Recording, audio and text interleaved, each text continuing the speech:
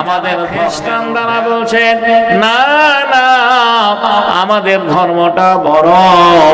যারা হিন্দু তারা বলছেন আমরা আদিও পুরাতন, আমরা সনাতন ধর্মের মানুষ, আমাদের ধর্মটা সব চাইতে বড়।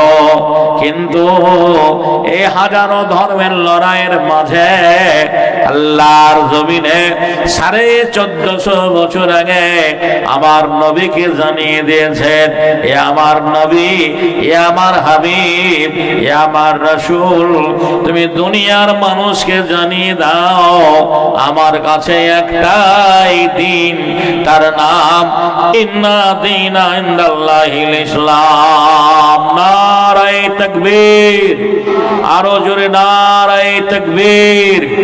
দিন ইসলাম, দিন ইসলাম। পৃথিবীতে আল্লাহর জমিনে একটাই দিন, তার নাম কি? জোরে বলেন, ইসলাম। আজকে আপনারা দেখতে পাচ্ছেন সেই ইসলামকে কিভাবে কোণঠাসা করার জন্য মানুষ উঠে পড়ে লেগেছে। আমি আগে বলেছি যতই বাড়াবাড়ি করুক কিন্তু তাদের ঘরের ছেলেরাকে কেউ ঠেকাতে পারবে না। ইসলামকে ভালো জেনে আজ অমুসলমানরা হুর হুর করে মুসলমান হচ্ছে। জোরে সোরে একবার আওয়াজ করে বলুন আলহামদুলিল্লাহ।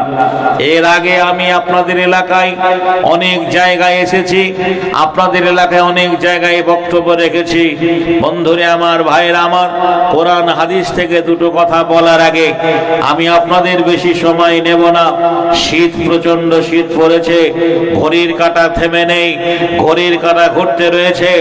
আমি একটা অমুসলমানের ছেলে, বেদিনের ছেলে, মুশরিকের ছেলে, বিধর্মীর ছেলে, ইসলাম কবুল করার জন্য ব্যক্তি জীবনে কত ত্যাগ পরিত্যাগ করেছি, কত জীবনে কষ্ট পেয়েছি, এটা আপনারা শুনলে পরে আপনাদের অন্তরটা পরিষ্কার হয়ে যাবে, মগজটা ধোলাই হয়ে যাবে।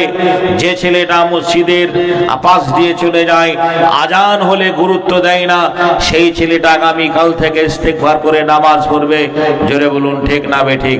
বন্ধুরে আমার, ভাইয়েরা আমার, বলতে যাচ্ছিলাম আফসোস লাগে, দুঃখ লাগে। সুবহানাল্লাহ, আজকে মসজিদে আজান হয়, देते हैं आजान, मस्जिद में राते हैं तो मकान में, ए मस्जिद में जाना भूल गए।